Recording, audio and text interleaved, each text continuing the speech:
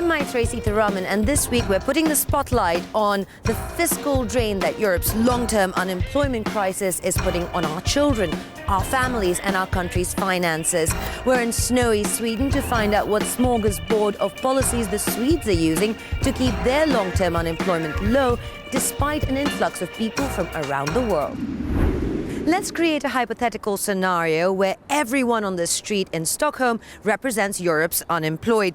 Half have been out of a job for about a year and 2/3 have been out of a job for more than 2 years. That means there are 10.5 million long-term unemployed in Europe, creating a need for an EU-wide action plan. So here's a crash course on what the recommendations are. If long-term unemployment was a pinball game, how would you get the highest score? A job. Currently, 1 in 5 long-term unemployed people will drop out of the game because lack of coordination between social and employment services means only 73% are registered, are getting what little support there is, and employers are not engaged in most current systems. New EU proposals suggest that for long-term unemployed to stay in the game, first they must score a registration with an employment service, then receive an individual assessment. More points can be milked with a job integration agreement. That needs to provide mentoring and assistance for a job hunt, further training and education, and support for housing, transport, childcare or rehabilitation. The jackpot needs to be awarded for employer engagement, and the game can only have a single point of contact.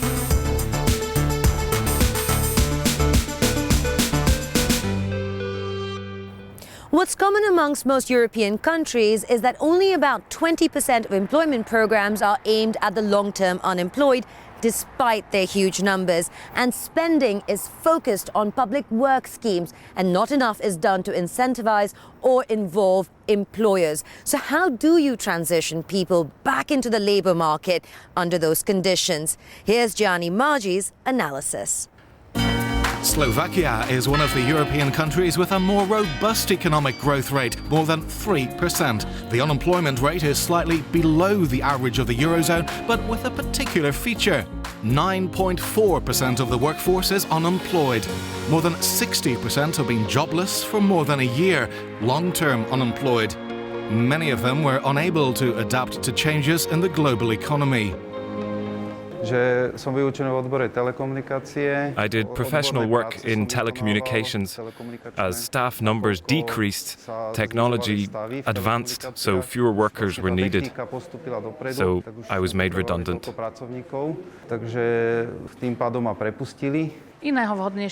Unfortunately, my work is more male-oriented, and most of the time the employer chooses a man who's usually younger. Slovakia's government took several measures to tackle this issue, lowering taxes for low-paid workers, granting in-work benefits for the long-term unemployed, reorganizing the Central Labour Office, and creating sectoral councils involving about 1,000 human resources specialists. It is not possible to solve this problem without close cooperation of employers, because they are those responsible for employment, and therefore we have to listen to them. How should look, let me say, the ideal employee, or what skills should this employee have? Long-term unemployment is a European issue. In many countries, more than half of the unemployed have been inactive for over a year. One of the factors behind the increase is poverty in Europe since the beginning of the economic crisis. This Spanish engineer has found a job in Slovakia. In Spain, around half of unemployed people are long-term, and the competition between them is fierce. For one workplace, there are a lot of candidates. You have to stand out, you have to sell yourself, you have to make the person reading your resume almost fall in love with you. Make him say, "This guy's good, and I need him." Every day you get up and you say, "This could be the big day." After looking and looking, Slovakia has found me. I've found Slovakia. We like each other, and here we are. It's a story that shows how the right education and professional training, along with a better coordination between national policies, can achieve concrete results, even on a European scale. Sweden's labour programmes have always been held up as an example for the rest of the world. Population growth has been up, and that's a whole new challenge for Ylva Johansson, Sweden's labour minister. What policies worked in the past and what's had to change? As a Swedish minister, you used to say, in Sweden we have a system. But when it comes to helping newcomers into the labour market, actually there is a lack of system. So we have to develop new kind of strategies at the same time as we handle a very huge population that's come to Sweden last year and is now entering the labour market. So education policy is a very important part of that. Continuing education, some extra training, practicing, starting to work, to combine that into a fast track into the labour market.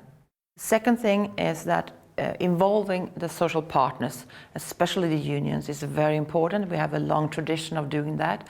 Do you think the housing market, the labour market needs changing? Yes, the labour market is not so regulated. It's mostly regulated by social partners in collective agreements, so that's quite flexible. But the housing market needs some big reforms, and the government is working on that. What are the new ideas we can bring to the table, considering we're going to see a supply shock with all this migration? Giving the financial resources for people with a low level of education to be able to finance their adult education, so they won't need to have loans, so they will have some direct money from the state, so they can come up to a compulsory school level or upper secondary school level. The second initiative is to help people to finance a driving license, because that might be the difference between having a job or not. So we will also try to help to find a system to help people financing getting a driving license. What would your recommendations be to your fellow labour ministers around Europe? We are living in a world where a lot of people are running away from hell. We have to take our share of responsibility. This is, I think, the most important thing. We might need some reforms in the labour market. Swedish case, for example, we have the highest employment rate in the European Union right now, and we had that for many years.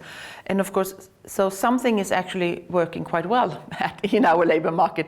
So we have to be aware that we are not destroying things that are working well. We need reforms that are focused on those who have the specific needs, and be a little bit careful about reforms that will turn upside down on the whole labour market. Ylva, on that note, thank you very much for your time and those ideas, and thank you for watching. We'll catch you next time.